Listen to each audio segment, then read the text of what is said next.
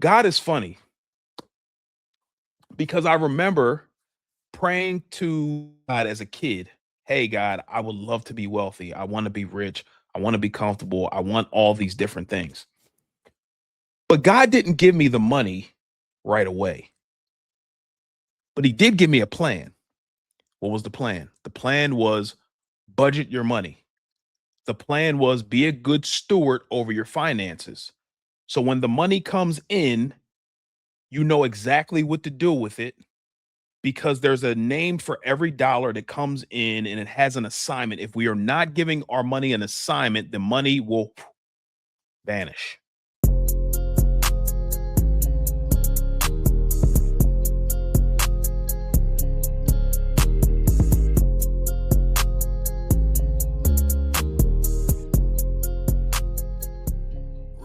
Hey, family. This is Che Willis coming back with another episode of Wealth is a Journey podcast.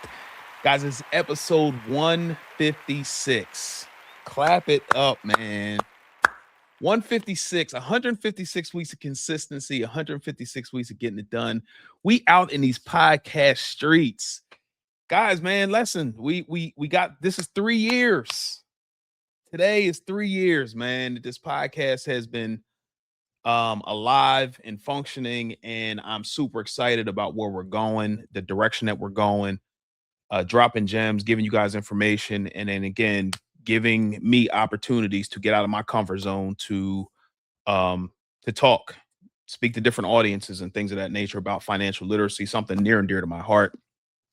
And I am beyond grateful for the people who have taken this ride with me, dropped a comment, liked, shared, subscribed, all the different things. I'm just super grateful, man. So thank you for taking this ride with Wealth as a Journey. And hopefully you have gotten some um, different ways that you can handle your finances differently and continue to stick with us, man, because we got some more good information and good things for you. If you are a first time listener, watcher, subscriber, thank you so much for joining us. On this podcast, we talk about faith, family, and finances, among other things. If you are a return listener, watcher, subscriber, thank you so much for joining us again. Hopefully, we are adding value to your lives on the way to the M's because we are 1000% on the way to the M's. And you may say, Che Willis, what are the M's? The M's are millions. That's exactly what we're getting to. But more importantly, how are we going to get to them? The way we're going to get to them is we're going to reduce our expenses. And after we reduce our expenses, we're going to take that pile of cash, we're going to march it out into the marketplace, and we are going to make us some money babies. And that's how we're going to do it. Now, speaking of getting to the M's, speaking of making money babies, before we do that, we have to identify something. And what we're going to identify today is, do you need more money? And a lot of times people think that they need more money in order to fix their money issue. And I'm here to tell you, if you are of the mindset that you need more money to fix your money issue, mm, I'm going to say maybe not so much. And I'm going to give you something to think about real quick. If you are a 9 to 5er, or if you are a full-time entrepreneur or part-time entrepreneur, if you got a raise in the last 60 days, 6 months, or a year, did your savings go up or down? Did your investing go up or down? Did you make a dent in your financial future? So I'm going to ask the question again. Do you have an income problem, or is it a system issue?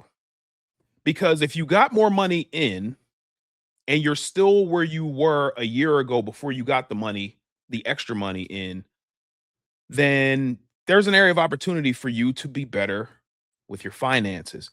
And I don't want you to feel bad because you are not alone. I talk to people who make $50,000 a year, $150,000 a year, and 200 plus $1,000 a year about their finances and how they can get on the right road and on the journey to financial freedom and wealth. And most of the time, if not all of the time, it's a system issue. And this is the reason why I talk about budgeting so much. Budgeting is going to be the key for you to control your money. And in you controlling your money, it's going to give you peace. If you are all over the place with your money, that means you don't have control of your money. If you don't have control of your money, how can you direct it where it needs to go? If you want to be wealthy, your money needs to be directed where to go. Where can your money be directed on? Where can your money, excuse me, be directed to make you wealthy? Into a vehicle that's going to make your money make you more money. This is why we talk about week in, week out, reducing your expenses. Because if you have a system, which is the budget, if you have that system in place, then that's going to give you greater control, meaning that you're going to have line items in order for you to reduce your expenses. So instead of you getting more money in via a raise on your job or you getting more money in your entrepreneurial endeavors, it's not the time if you have a lot of consumer debt, credit cards, car payment, student loans, things of that nature. It is not the time to go on vacation. It is not the time to dine out more often because you have more money to spend. And this is where a lot of people get into trouble. And we call it lifestyle creep because what happens is a lot of times us growing up, we were financially challenged. We didn't have a lot of money growing up. So when we do get money coming in or we get an abundance of money coming in from wherever it's coming from, we feel like that's the time to go run it up. Go to the mall, buy the bigger car, the more expensive car, um, swipe credit cards and say, okay, well, I'll pay that back later because I have more money coming in. But then when that credit card bill is due, then something comes up where we're not able to pay the credit card off because of one emergency or whatever happening. And then we get into trouble because then we're paying interest on the credit card. The more we pay interest, the more broke we are becoming because we again are making the bank rich and not ourselves. And so what we need to do is we just need to shift our focus a little bit and be less consumer minded and wealth building minded. And again, the way we're going to build wealth is reducing our expenses and not just doing that. And I want to make sure I say this as well. Because a lot of times we reduce our expenses or an expense. We pay that one credit card down and then we feel good. And then we're like, okay, well, now I got more money to go spend it and blow it somewhere else. No, we don't stop there. This is the time that we need to keep going and continue paying things down. Why? Because as you're paying things down, you're building momentum. And you pay the next thing down, you're building more momentum. And it's a snowball effect that happens when you continually build momentum by doing the same thing over and over and over again. And then eventually you're going to have that pile of cash that we talked about in the very beginning of the episode. And that's the point in time where we build our financial future by investing, by saving, having an emergency savings. So when things come up, we can take care of it and we can continue to invest our money. And as we invest our money, that's when our net worth goes up and gets bigger and bigger, especially if the vehicles that we're using are increasing our returns. And that's when the magic happens. So we're not doing this budgeting thing just to be cheap. We're not doing it for um uh to feel restricted. We're not doing it for that. We're doing it so we have a plan. I mentioned a couple weeks ago that I had reached a milestone in my investing account by buying 1,000 shares of stock. Those 1,000 shares that I have are going to do multiple things.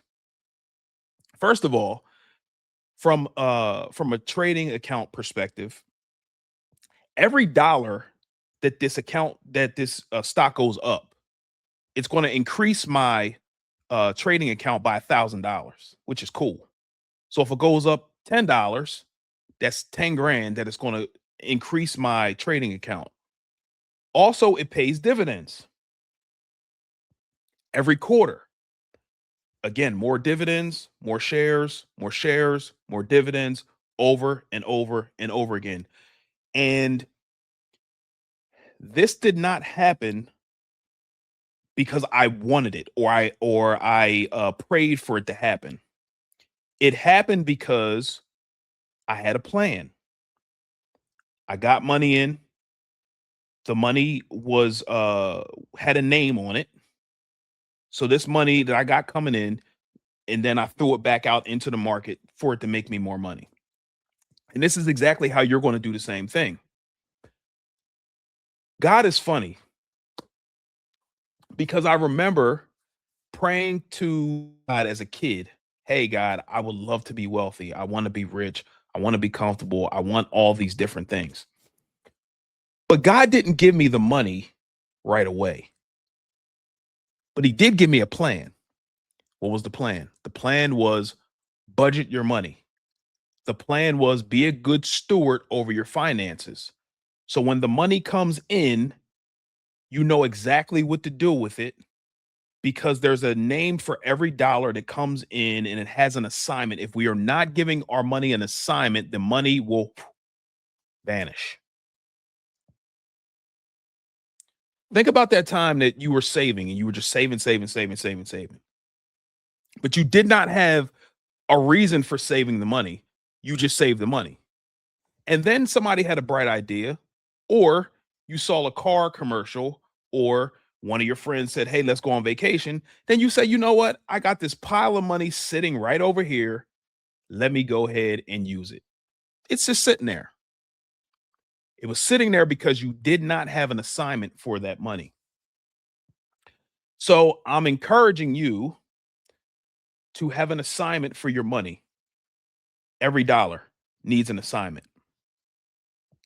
I told you again that the investing piece in the stock market is one thing, but I got that money from real estate, and the bills that I had for real estate was the same thing, paying things down immediately. So then I get to keep all of the money. So then I can then put that money to work. So we can do the same thing at home. The money that we get coming in needs an assignment. And I understand if you don't currently do this. My encouragement for you to would be to start this thing is for your next 30 days, track all of your spending. If you can track your spending, then you'll see exactly where your money is going.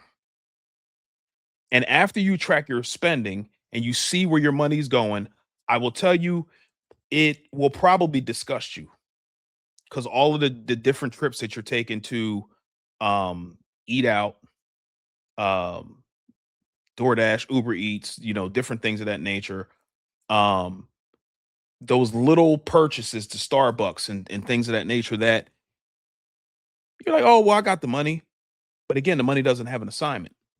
So if you have a plan for your money, then it should decrease those little things that you're spending money on that add up to big amounts.